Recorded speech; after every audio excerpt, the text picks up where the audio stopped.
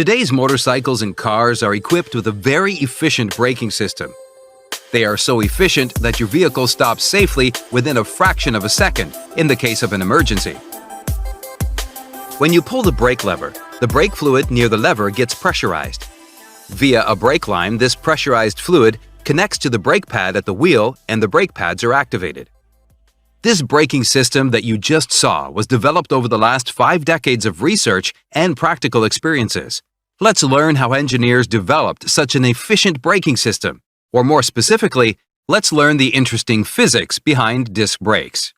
You might be wondering how the small force produced by your hand on the brake lever is sufficient enough to stop a motorcycle wheel. Engineers achieved it by clever use of Pascal's law.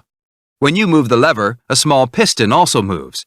The piston is oil-filled, so the oil is pressurized. If you check carefully, you can see that this piston is connected to a big piston via a cable. In short, the big piston sits near to the brake pad, and the small piston sits near to the brake lever. According to Pascal's law, the pressure at both of the pistons should be equal. This means that the force you applied to the lever end will be multiplied many times at the brake pad end due to the difference in the area of the pistons. This force will move the brake pad and press it against the brake disc, thus bringing the wheel to a stop. The disc is directly connected to the wheel. To increase the area further, generally 2 pistons are used at the brake pad end. Another interesting thing you can observe about this mechanism is that pistons are there only on one side. So how does the brake pad on the other side move? This is made possible due to a clever arrangement known as a floating caliper mechanism. It should be noted that the biggest part of this mechanism, the caliper, is not fixed. Rather, it is free to move linearly. A caliper support is fixed to the motorcycle. You can see how the caliper moves along this fixed part. This means, as the pressure builds up in the cylinder, the floating caliper will also move opposite to the piston's movement. The other brake shoe is directly attached to the floating caliper, so the braking action will happen from both the sides simultaneously. Due to the friction between the disc and the brake pads, a huge amount of heat is generated and the disc gets extremely hot. In motorcycles, the disc's temperature can be controlled because of the air circulation around it. In cars, you need a much higher air circulation and surface area for temperature control. Due to this reason, the discs of cars have vanes inside them. The vanes will help to throw the air radially outward. The holes around the disc further improve the air circulation. The disc brake mechanism might seem like a simple mechanism.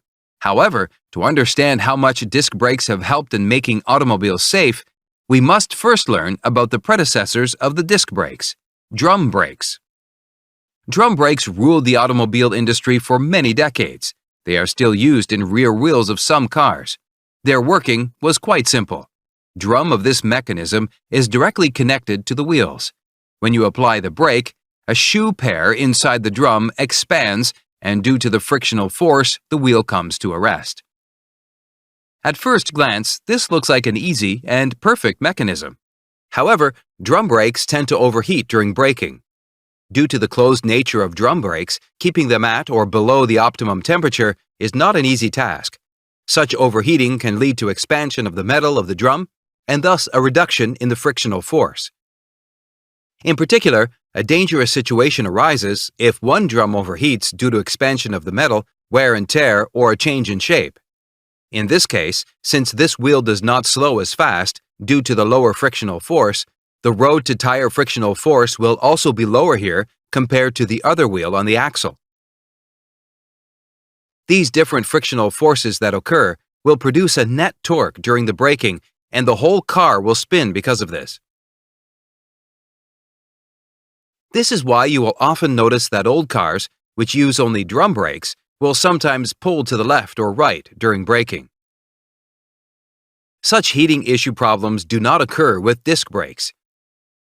Disc brakes also have better stopping power compared to drum brakes.